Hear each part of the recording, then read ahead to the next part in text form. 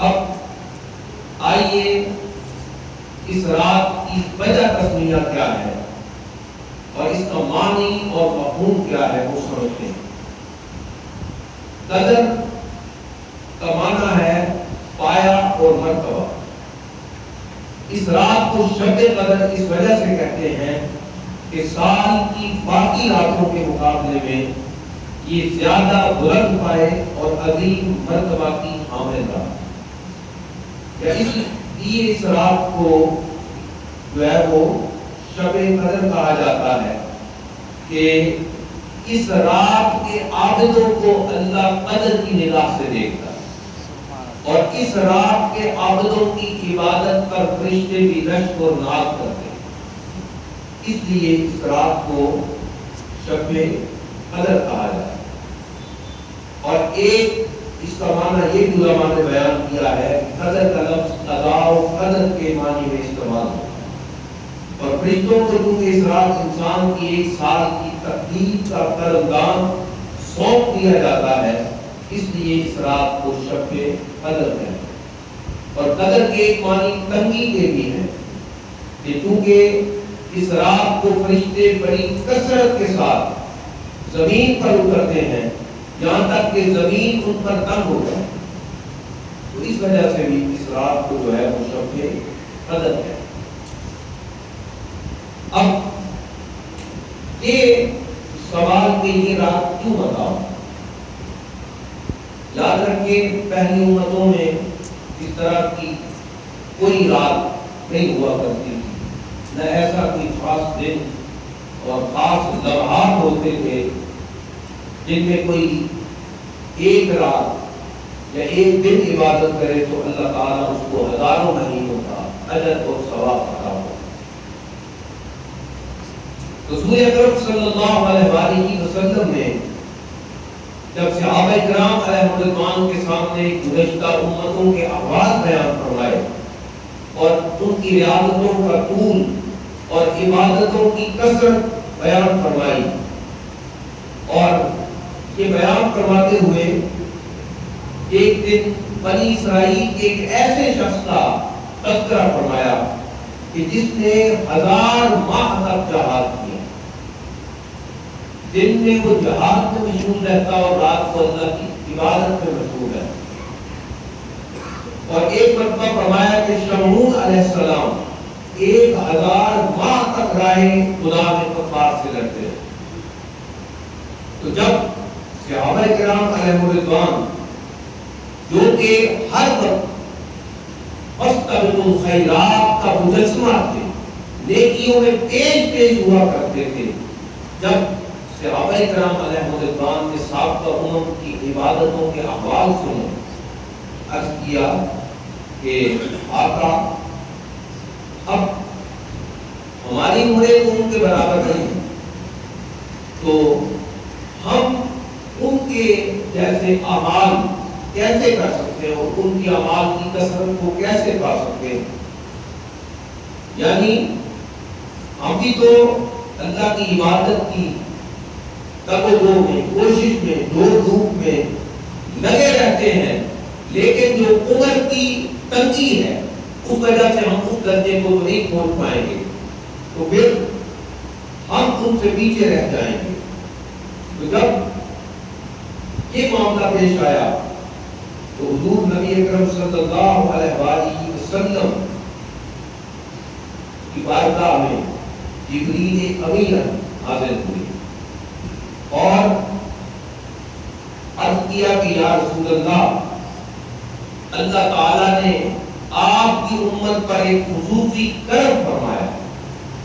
کہ ان کو ایک ایسی رات عطا فرمائی ہے جو 1000 مہینوں سے بہتر ہے، کہ اس ایک رات میں جو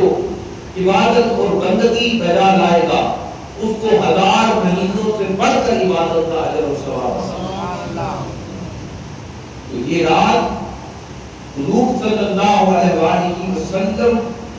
کی امت پر اللہ تعالیٰ کا خصوصی انعام اور فضل ہے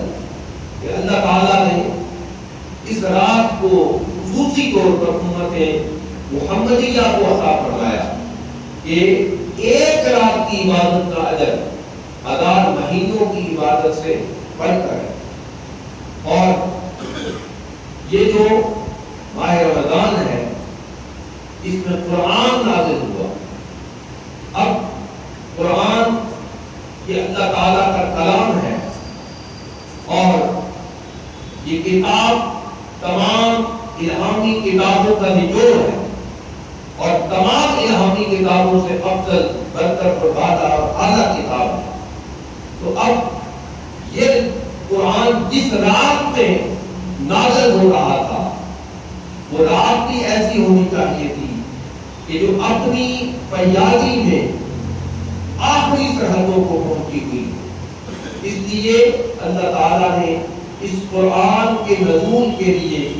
شب قدر کو جو ہے وہ خاص فرمایا، منتخب فرمایا کہ یہ رات رمضان کی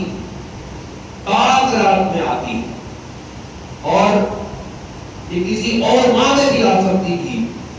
مگر اللہ تعالیٰ نے اس رات کے اندر اپنا کلام اتارنا تھا اور بندوں کو اپنی صفت کا امین بنانا تھا، لہذا اس کے لیے وقت بھی ایسا درکار تھا جس میں بندوں کو اپنے رب سے کچھ مناسبت ہوتی۔ تو رمضان میں بندے اپنے مولا سے قرب حاصل کرنے کی کوشش کرتے ہیں اور مادی تقاضوں کو پس پشت ڈال کر اپنی روحانیت کو مضبوط کرنے کی تو وہ روتے ہوتے ہیں اور تزکیہ اور تقدیس کی ایک جھلک کے حصول کی خاطر طبی تقاضوں کو پیچھے چھوڑ دیتے ہیں۔ تو اللہ تعالیٰ نے اسی مہینے کی ایک رات کو چنا کہ جس رات میں اپنا قرآن نازل کیا۔ تو اللہ تعالیٰ نے قرآن مجید فرقان حمید میں ایک مکمل صورت جو ہے وہ اس رات کے لیے، اس کے فضائل کے لیے نازل فرمائی۔ ارشاد باری تعالیٰ ہے، اعوذ باللہ من الشیطان الرجیم، بسم اللہ الرحمن الرحیم، انا انزلناہ فی لیلۃ القدر، بے شک ہم نے اس کو یعنی اس قرآن کو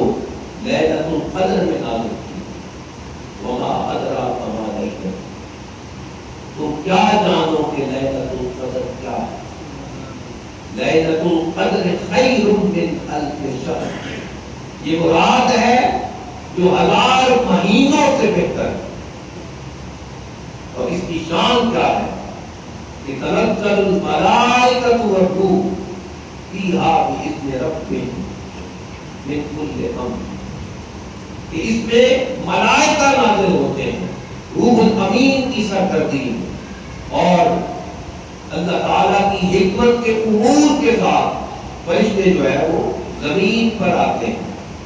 اور اللہ تعالیٰ ارشاد فرماتا ہے سلام ہی حتی مطلع الفجر، اس میں خیر ہی خیر ہے، سلامتی ہی سلامتی ہے جہاں تک کہ رمضان فجر جو ہے وہ طلوع، تو حضرت ذی وقار غروب آفتاب سے لے کر طلوع فجر تک اس رات میں اللہ تعالیٰ کے ملائکہ زمین پر اترتے رہتے ہیں اور اتنی کثیر تعداد میں اترتے ہیں کہ زمین تنگ پڑ جاتی اور وہ اللہ تعالیٰ کی رحمتوں کو لے کر آتے ہیں، اللہ تعالیٰ کی حکمت کے امور لے کر آتے ہیں اور اس رات میں سلامتی ہی سلامتی ہے جہاں تک کہ فجر جو ہے وہ طلوع